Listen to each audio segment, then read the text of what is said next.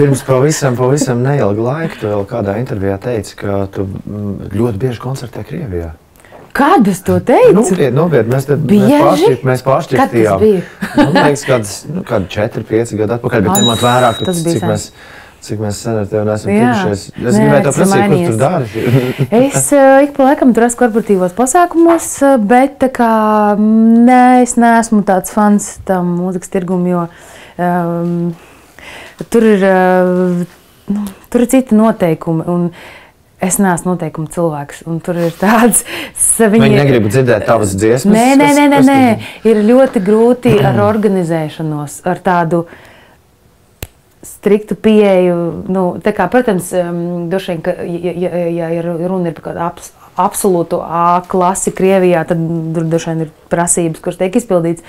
Bet to ir grūti, un priekš manis šis nav kompromiss. Skaņas ziņā es varu kompromisēt uz daudz ko, bet ne skaņas ziņā. Un tad ar to bija katru reizi bija baigais izšūt tur visu laiku ar to ņemties un izkarot. Tā kā man liekas, ka tas ir absolūtais minimums. Tā tehniskais nodrošinājums ir tam, kam ir jābūt. Te jau tu mums pati pastāsti, ka tu esi kontrol freaks.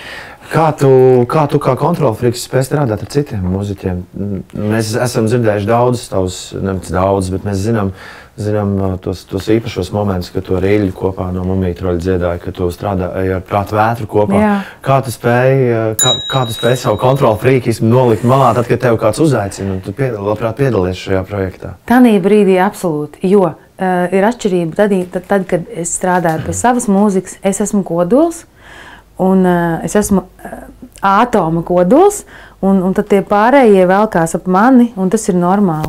Bet tad, kad es eju uz kādu citu mūziķu projektu, tad viņš ir kodols, un es absolūti elektronu rotēju, lai piedodam fiziķies kaut ko sajūt, bet absolūti rotēju ap šo kodolu un daru visu, lai šis kodols ir visspēcīgākais. Tā kā tur mans kontrolētājs izslēdzās, absolūti.